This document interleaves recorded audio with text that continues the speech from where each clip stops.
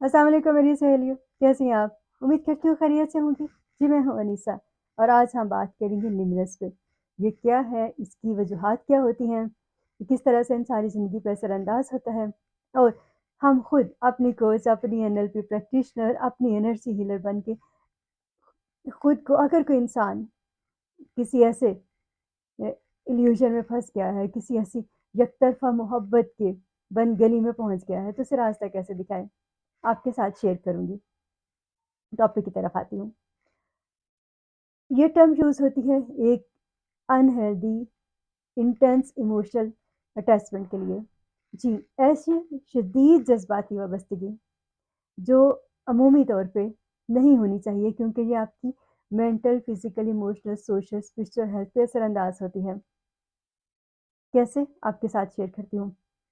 अच्छा, अगर आप इसे किसी क्लिनिकल साइकोलॉजिस्ट के पास इस टर्म के लिए जाएँ और उनके साथ शेयर करें, तो वो आपको नहीं बता सकेंगे क्योंकि डीएसएम-5 में इसका तज़किरा नहीं है। पहली दफ़ा 1979 में एक अमेरिकन साइकोलॉजिस्ट थी, डोरथी नेटिव, उन्होंने इसका तज़किरा अपनी किताब लव एंड लिमनेस में किया, जहाँ से ये टर्म मशहूर हुई। इसके 2 हिस्से हैं। अमूमी तौर पे तो इसे समझा जाता है कि जो आपकी रोमांटिक अटैचमेंट है उसमें। लेकिन एक इसका जो दूसरा हिस्सा है वो इंसान की पर्सनल लाइफ़ में भी आ सकता है। जैसे कोई छोटे बहन-भाई की किसी बड़े बहन-भाई के साथ एक ऐसी अनहेल्दी इमोशनल अटैचमेंट जिसमें वो जो सैटिस्फैक्शन मिलनी थी उसको, इमोशनल बॉन्डिंग होती है ना एक आपकी, जो इमोशनल गैप रह गया जज़्बाती तौर पे आपको वो वार्मथ, वो केयर नहीं मिली जो आपको अपनी वालिदा या वालिद से मिलनी चाहिए थी, या किसी भी वजह से जो रिजेक्शन ना या निग्लेक्ट हुआ कहीं बचपन में, तो लाशऊरी तौर पर जो शैडो साइड आपकी अधूरापन जहाँ कहीं रह गया, तो उसे फिल करने के लिए इंसान इस लिमिनेस में चला जाता है। जिसके साथ आप अटैच होते हैं उसे एलओ कहा जाता है, यानी लिमिनेंट ऑब्जेक्ट। पर्सनल लाइफ में अगर देख लें, आम घर के माहौल में, तो बड़ी बाजी जो होती हैं वो मोस्टली हमारे यहाँ अमूमी तौर पे छोटी अम्मी का किरदार ही निभा रही होती हैं। वो तो ठीक है, होना भी ऐसे चाहिए, प्यार-मोहब्बत में ये बहुत अच्छा है, बॉन्डिंग इसी का नाम है। लेकिन अगर कोई बच्चा किसी वजह से उसको पैरेंटल जो इमोशनल सैटिस्फैक्शन थी वो नहीं मिली या मदर बहुत कंट्रोलिंग थी, ये किसी भी जेंडर के साथ हो सकता है ना, तो मदर बहुत कंट्रोलिंग थी, बहुत ज़्यादा डिसिप्लिन्ड, बहुत ज़्यादा आपको कंट्रोल करने के लिए रखना चाहा उन्होंने। तो क्या होता है, बच्चा अपनी बड़ी बहन के साथ इस तरह से अटैच हो जाता है कि वो जो इमोशनल गैप है उसे फिल करने की कोशिश करता है और ये सब आपके ज़हन में होता है।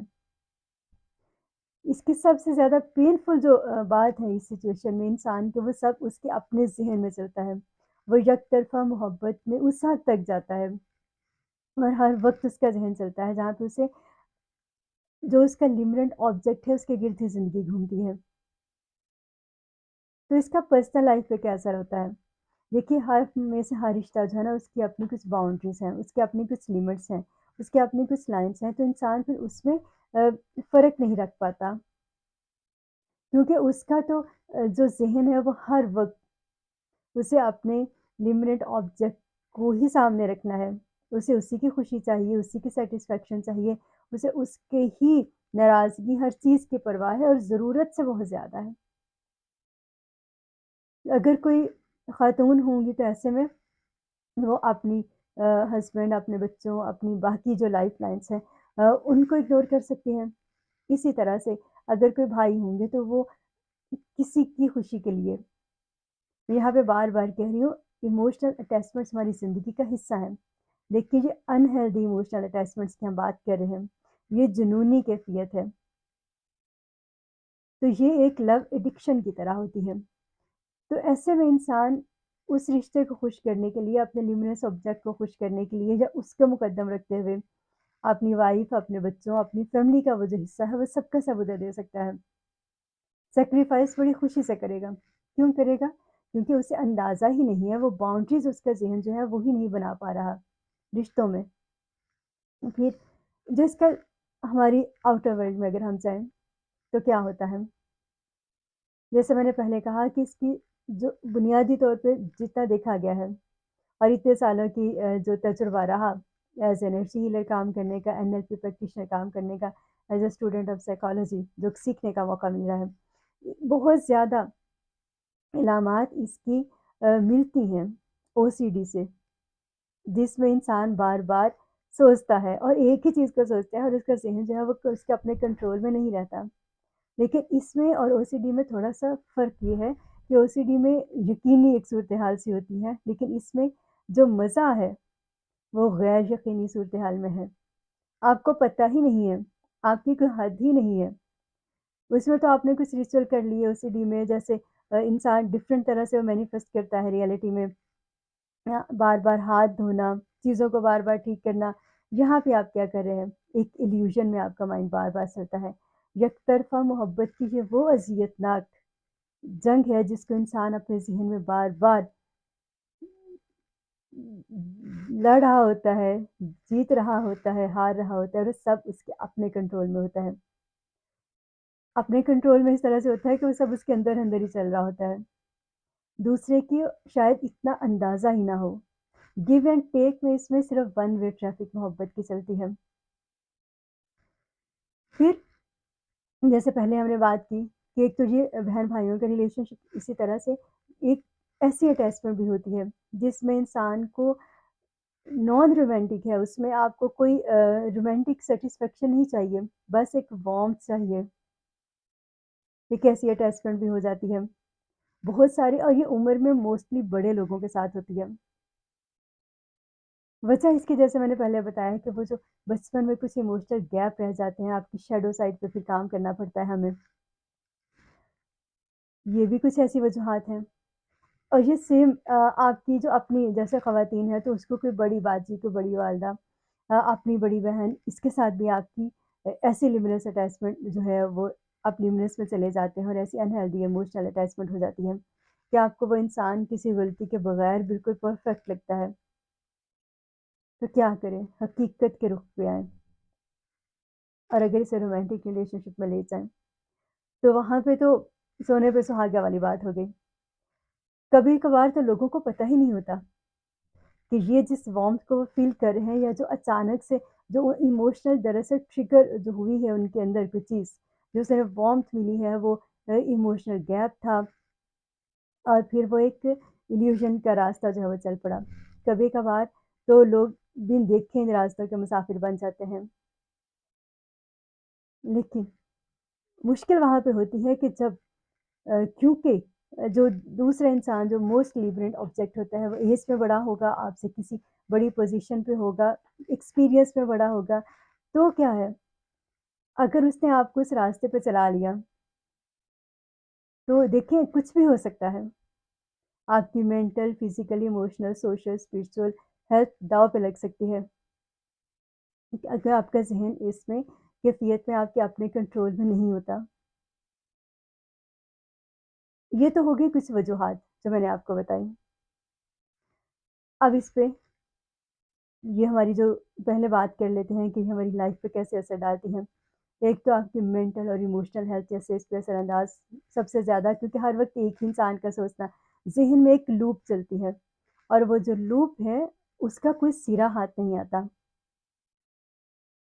پھر آپ ہر وقت پیپل پلیزر بن سکتے ہیں، آپ اس انسان کی خوشی کے لیے، اس کی خوشی کے لیے، اس کی خوشی، اس کی خوشی، اس کی ایموشنل سیٹسفیکشن آپ کی ذمہ داری نہیں ہے، آپ ایک حد تک کسی کو کر سکتے ہیں۔ تو اس میں انسان اپنی اس کی اپنی سیلف ورتھ جو ہے نا وہ اپنی نظر میں کم ہونا شروع ہو جاتی ہے، اور انسان تو ایسے ہی ہیں کہ اگر آپ ان کے لیے، یہ بات میں سب سے کہتی ہوں اور اس مجھے پورا یقین ہے کہ آپ ان کے لیے کچھ بھی کر لیں، جس نے خوش نہیں ہونا نا آپ سے، آپ اس کے ساتھ 9 کام کریں گے، وہ 10ویں پہ کہے گا نہیں کیا تو وہ آپ کے اسی پہ ناراض۔ تو جب انسان ہر وقت کسی دوسرے کو خوش کرنے کے چکر میں یا اس کی خوشی کے لیے، اس کی خوشی کے لیے سوچ سوچ کے کرے گا تو اس کی اپنی سیلف ورتھ جو ہے اس پہ بھی اثر پڑتا ہے۔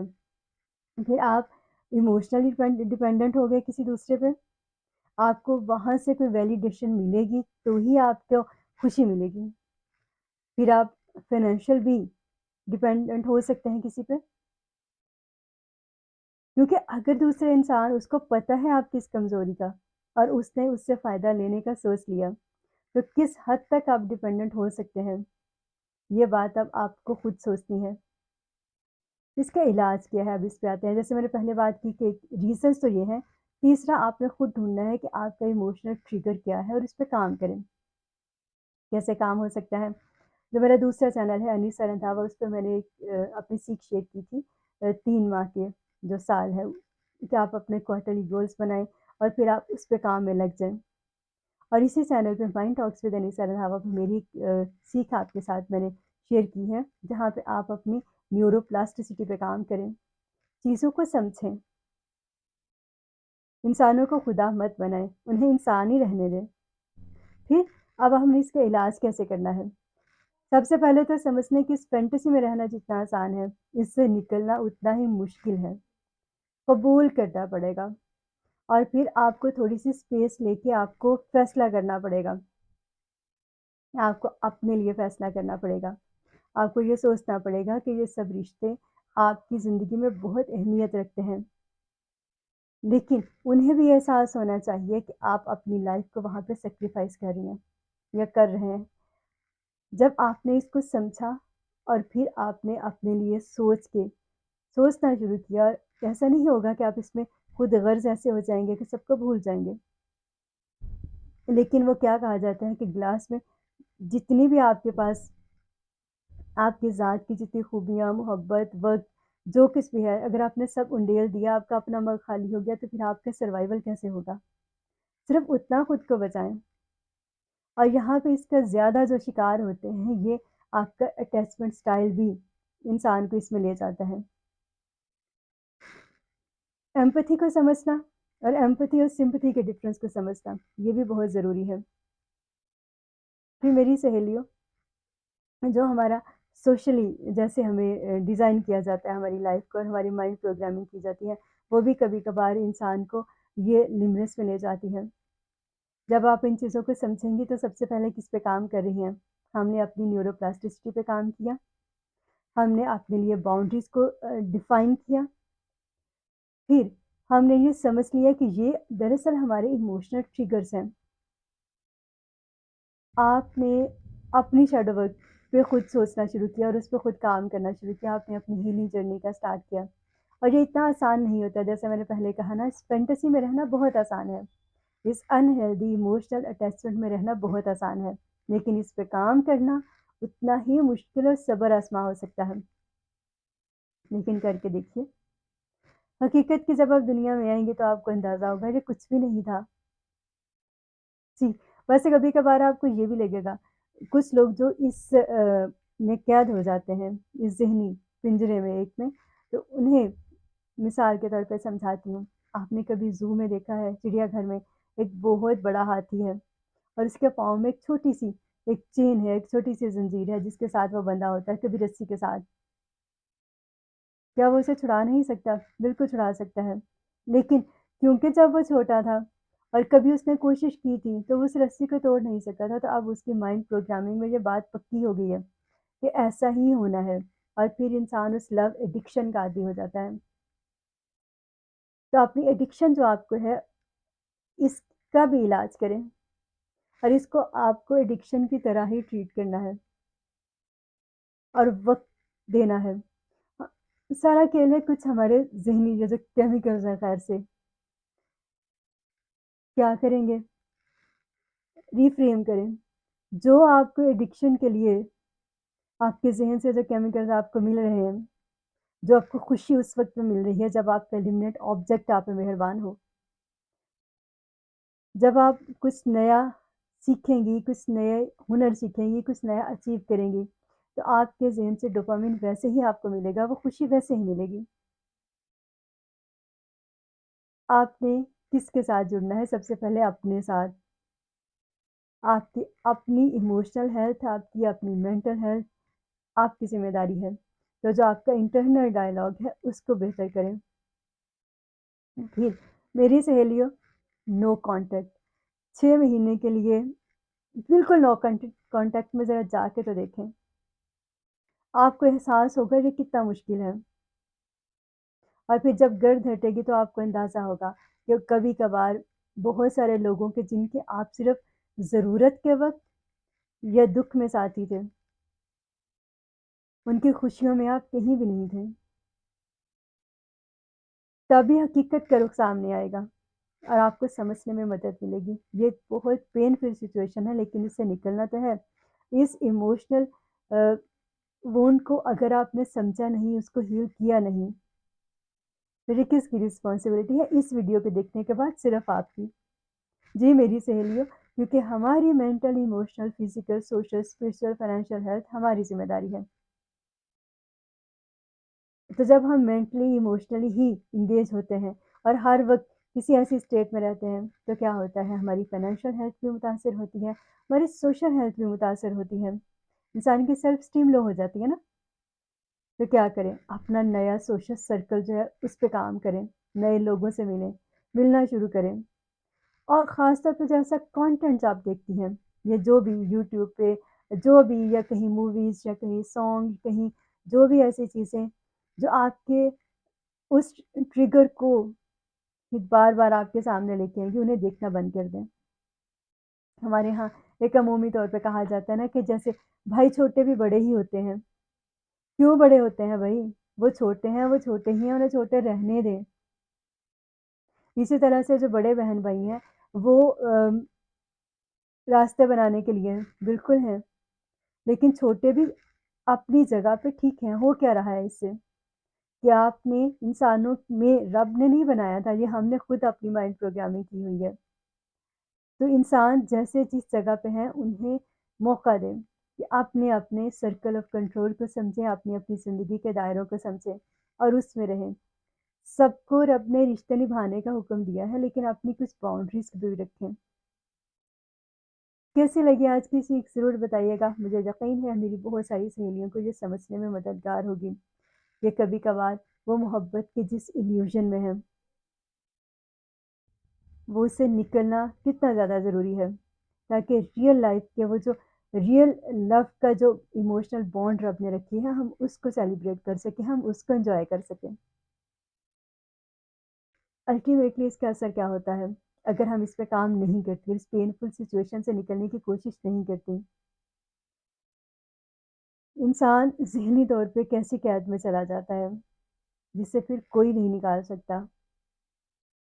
روشنی آپ کی منتظر ہے، لیکن کھڑکی جو ہے اس کا جو تالا ہے نا وہ اندر سے آپ کے ہاتھ میں ہے، آپ کے دماغ کے بعد۔ مائنڈ ٹاکس، اپنی مائنڈ ٹاک کو کہ آپ نے کیسے ری پروگرام کرنا ہے، کیسے ری فریم کرنا ہے، یہ فیصلہ بھی آپ نے کرنا ہے۔ اسٹے بلیسڈ، جلد ملتے ہیں۔